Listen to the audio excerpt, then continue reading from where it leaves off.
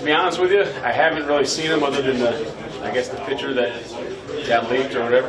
So I haven't seen him up close yet, but I think it's pretty cool. I think it's pretty cool that Coach Frost has embraced that tradition. I don't know when we're wearing them or if we're wearing them or what's going to happen, but I think it's pretty cool. Did they come out with the energy you wanted to start the week? Yeah, today on defense especially. I know Coach Frost maybe said the offense didn't come out as much as he wanted to, but we came out on defense. We made a few mental errors when we got tired. He gave us a lot of tempo periods today, but the energy was really good. There hasn't been one day where I've been disappointed with the energy of the team. We definitely got a lot of things to work on. We're not there, but the energy has been really good.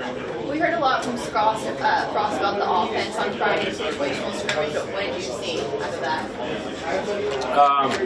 Situational scrimmage, I thought we were really good with the 1s and 2 units, and then the threes kind of had that half of football at the end, and we got some work to do to develop those young guys. But with the 1s and 2s, we made some good plays. We made some dumb plays in situations. For instance, we picked off the ball to end the game. We didn't get down with it. We tried to run it back for a touchdown, and that's happened here before. Those guys just got to learn those things. So I think it's really important that Coach puts us in some situations so we can have it happen on, August 18th instead of September 30th, whenever. Is there a player or position group that you would describe as a pleasant surprise for you, or has everything kind of gone according to your projections? I don't know. I think, I'm really happy with that. I think everybody knows who Mulberry was. I think I'm really happy with the way Colin and Will are playing right now. Fighting for that other spot. But I think we got 3 really solid guys that can come in there and play. And then obviously some of those young guys will give us a 4th guy. The Markel Dismuke has done an unbelievable job from the time we got here till now. But the whole defense, I'm pleased with where we're at. We got to keep going. We got to keep fighting. But I'm pleased with where we're at. Did you see a moment where it flipped for Markel and it became, all right, we're buying and do what you guys want to do? Gosh, I don't know if I could pinpoint a moment, but I think it was probably after the season last year. Maybe it was when he knew it was going to be a little bit more my time, or the position was up for grabs and those kind of things. But he's been an unbelievable teammate and an unbelievable player here in spring and in fall practice. We saw a video on Twitter from the Big Ten. Jerry Daniels went up against Brendan James. Kind of, just talk about some of those matchups today. Oh, yeah, it's really good. I think in this camp, Coach Frost has gone a lot of 1s versus 1s. He wants a physical practice, 2s versus 2s. So our best guys get their best guys every day, and that's making us better. It's making them better. Anytime those D linemen get to go against, Farniak and Highness and some of those guys, it's really good for us. And those receivers are causing us some fits out on the perimeter, but it's really good to see it in practice. And I'm glad we're doing 1-on-1 and 2-on-2 and some good versus good for the majority of camp. You mentioned that battle between Colin and Will. What are their strengths individually between the two? They're both moving so much better than they did before. They both have such a better grasp of what's going on. You feel like those guys can make the calls if Mo's not in there. But I think those two they've done a really, really good job of developing themselves. Barrett Rude's obviously done an excellent job of coaching those guys up. They look strong, they look fast, they look like Big Ten linebackers are supposed to look right now. No tentativeness from Will from the injury last year? No, I haven't seen him. You always worry about that. Is he going to come back? But this is kind of the second time for him coming back, so I think he knew what it was going to be like. But that first scrimmage, I saw him run down there and tackle Wandale in space. If you can do that, I'm like, yeah, that's pretty good. Have you gotten Jakeem in the full pads yet? Yeah, he was in full pads today, and he's been taking reps. Even in the half rack, he takes reps during the thud periods. You can't go live when you're in the half rack, but he was full pads today, and he's taking some reps. What do you see from him? And is it maybe better than you expected? Or? I think we knew what kind of talent he was. He's just got to get comfortable in the scheme, and he's got to play himself into shape. No matter how much you do between your last game in December and your first game or your first practice, you come in, everybody else had 15 practices on you, you're going to be a little bit out of shape just playing yourself into football, but I think he's going to be a really good player for us. How was JoJo acclimated back since rejoining you guys?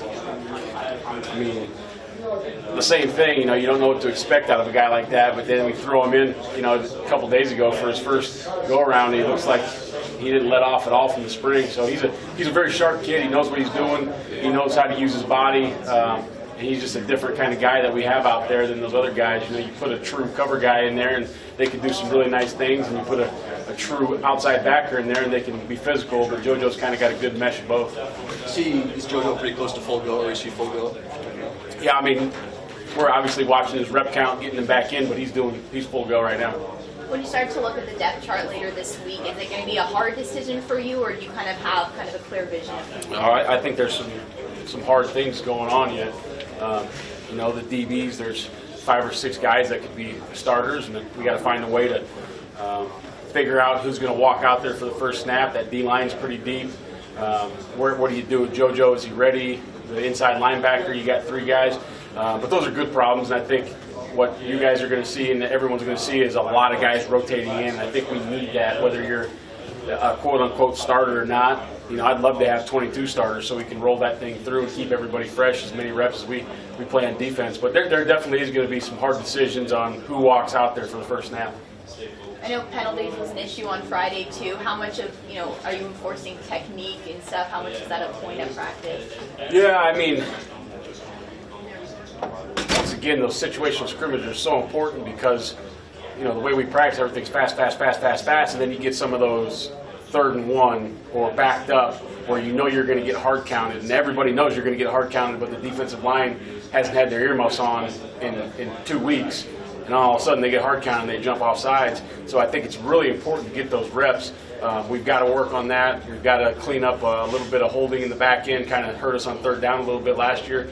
So Coach Fish is really focused on that. And I know Coach T is really getting the D-line so that we're not jumping and it's going to happen, right? Defensive offsides, every once in a while, it's going to happen, but there's situations where you have to be aware that it's very high probability of a hard count, and those are the things we need to get instilled in those kids' minds right now. You guys are super fall into fall camp, and it seems like now's usually the time a grind hits, and they kind of start wearing down. But talking with the guys, it doesn't never really seem like they are upset or that the grind. Do you feel like the grind hit this fall camp at all? You know what? Like even today, me and Coach Fish talk about it. This is always hump week. It's the week before you start getting the game prep. And those guys came out laughing, smiling, wanting to play football, a lot of energy. I didn't see any mush faces out there. I didn't see any gloomy Gus's. I didn't see any of that. I mean, credit to Coach Frost. The culture in the team is, I don't know if it's where he wants it, but it's much, much better. And these kids love playing football, and they love Nebraska, and they're happy to go to work. I know you got a veteran defensive line, but a guy like Casey Rogers, a young guy, how has he been able to improve over the course of the offseason? Yeah, he's done a great job in fall camp, and with him, if we're running most of the base package, he's going to be really, really good. He's not quite like those older guys where he can get in and out of some of the stuff right now, but he's done a lot of really nice things in camp, and I think he's going to provide us with some depth if we need it. How much of a luxury is it to have essentially 6 or 7 upper-class defensive linemen so that you can develop some of these younger players that you've recruited and you're not necessarily forced to put somebody into a situation where they're not necessarily ready? Right, I think this is what it's supposed to look like, right? Once you get 4 or 5 cycles in, we're not quite there, but in the D-line we just happen to have that. It's good and bad. It's good because those young guys sit and watch and get ready, but you're always recruiting a young guy that you're trying to hope can play as a freshman. So I think there's always going to be a kind of a constant battle, and all the transfer portal and all that business. Sometimes a young guy comes in and he's not going to play, and some of those guys don't want to wait anymore. That's just the kids that we deal with in today's world. But it's awesome right now to have those senior D-line to show them how to do it, especially the way that they practice and the way they conduct themselves around the building. I think that's important for the young guys to see. If I want to be a great player, I need to act like the great players. And if your great players are turds, then the young guys are going to act like turds. Right? You know what I mean? Yeah. I mean, we say it all the time, whether, there's 2 types of turds. You're a sinker or you're a floater, but you're still a turd, right? I mean, so you got to have when you have really good people that are the best players, that helps the locker room tremendously. Erik, the AP poll just came out. Nebraska's ranked 24th in the top 25. What's your reaction to the national perception of Nebraska football right now that they're ranked in the top 10? I think it's cool because of the way the program is perceived. It's great because of the way Coach Frost is perceived. We haven't done anything yet. So I just assumed we weren't ranked. I hope none of those guys think that they made it, because we certainly haven't. Like we said last time, we're a 4-8 football team until we get in the season. So ranking 24th don't mean diddly to me. I apologize if you were asked already about Ty Robinson, but he doesn't look like a freshman, right? Big guy. Yeah, he's big, he's strong. Where does he kind of add? Again, is he a guy you need to use this season with all your experience? I mean, I think that you got enough where you don't need to, but you'd like to. I mean, he definitely brings some value, and once he continues to get reps and learns how to do things, you know, it's for those big guys. D-line and O-line, I think, for me, is like the hardest ones where you're saying, "Oh, this guy's a great player in high school. Let's get him out there." But those big guys in high school, there's nobody to block them. There's nobody that can even come close to touching them. Then they get up here, and you got to deal with Farniak and Hymus and those boys.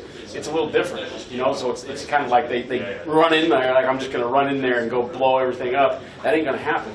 So technique and getting valuable reps is so important for a guy like that. Anything else for Coach? All right, thanks. All right, fellas.